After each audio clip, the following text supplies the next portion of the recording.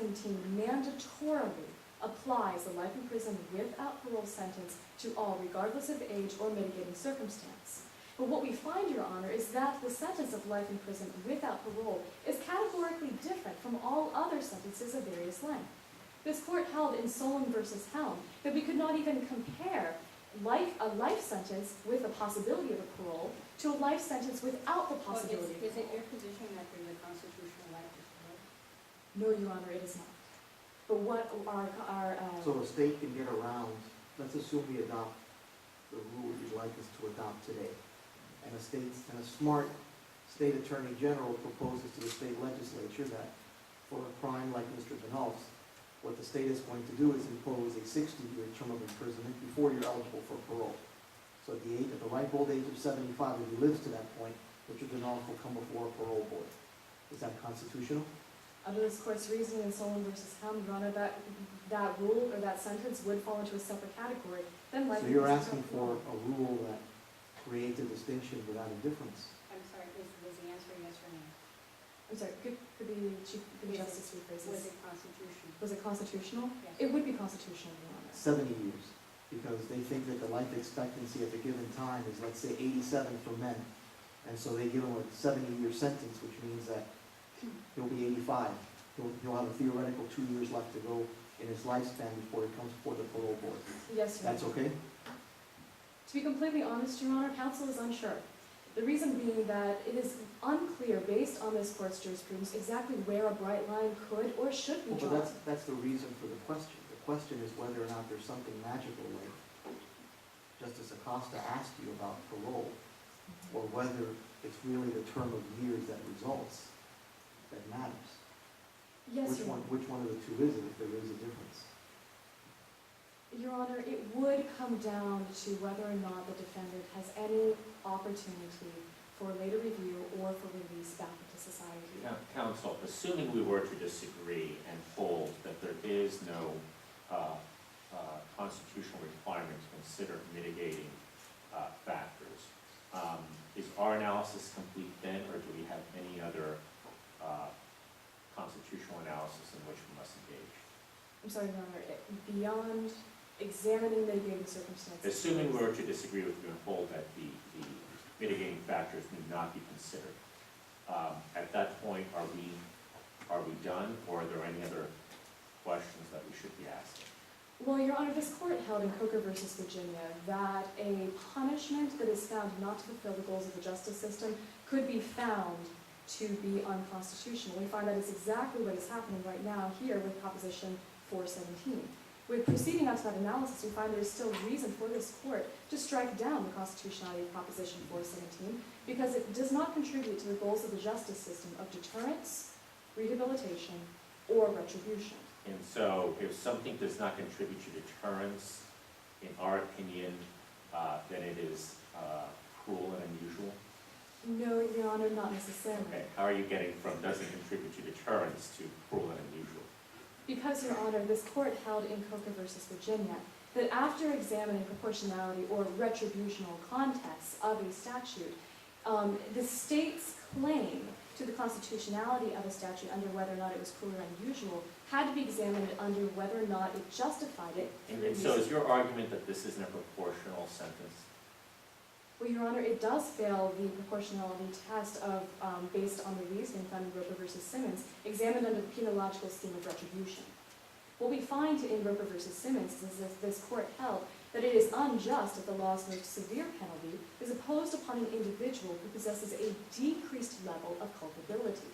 Thus, we find that retribution and rehabilitation are intertwined and inseparable. How does he possess a decreased level of culpability? He does not have a mental issue, correct? Correct, Your Honor. However, the quote finishes by saying decreased culpability by reason either of youth or immaturity. Therefore, the court in Roper v. Simmons recognized that youth could be considered a mitigating factor that justified not applying, or rather, more than justified not applying, held that we should not apply the law's most severe penalty to those individuals who are younger. You could be a 16-year-old serial killer and murder 10 individuals in a span of 2 years, who would be 17 years old, and 364 days, still be a minor.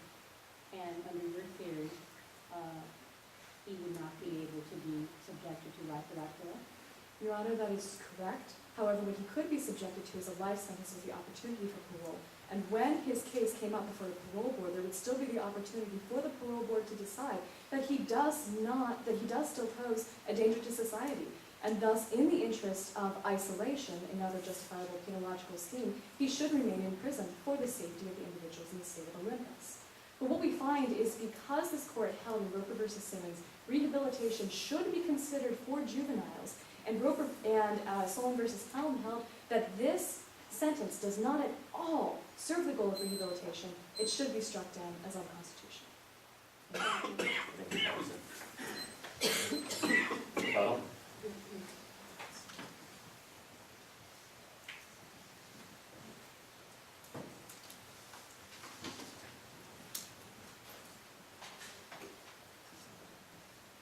May it please the court. 2 quick points, Your Honors. First, we disagree with opposing counsel's interpretation of Oliver v. United States.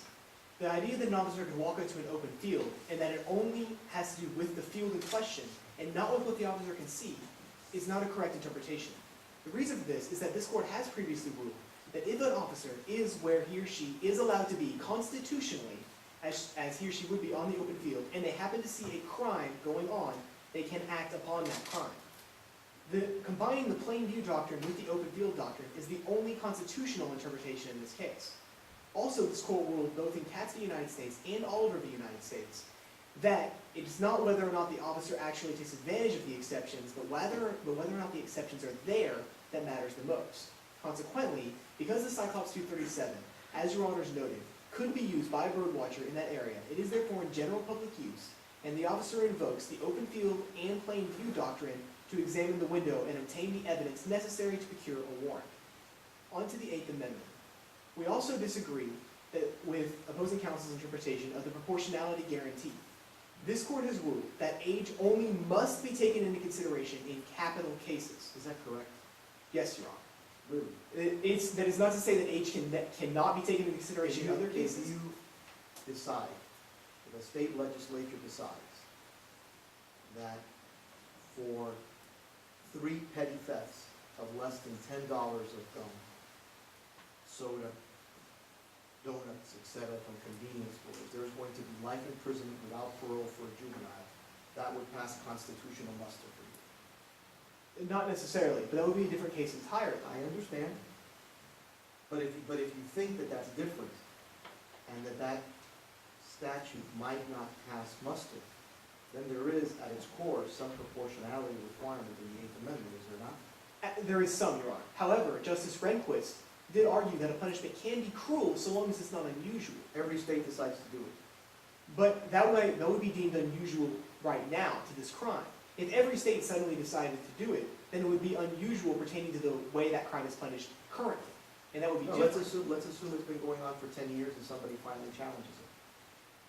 Every state has had the law on the books for 10 years. But that might be, And they're punishing repeat petty robbers with life imprisonment without parole, regardless of age. then that might be a case where this court might rule that mitigating factors must be taken into effect. So it can't be a bright line rule. There is not. It is a case-by-case basis, Your Honor. But what we are arguing is that in this case, for the crime of aggravated rape, mitigating factors do not need to be taken into account. And that it's constitutional for them to not be taken into account, because there are situations in which they don't need to be. It is not a guaranteed proportionality. And for those reasons, we ask you to overturn previous court's ruling. May you answer one more question? Does it make a difference to you that it's a felony or violent crime versus a non-violent crime? It makes a difference to the state of Olympus, Your Honor, by passing the law that aggravated rape is what gets this penalty, not minor robbery or petty theft. So as to the people of the state of Olympus, what does matter is that aggravated rape is what gets one life in prison without the possibility of parole. Thank you. Thank you, counsel, and thank all of you for your arguments.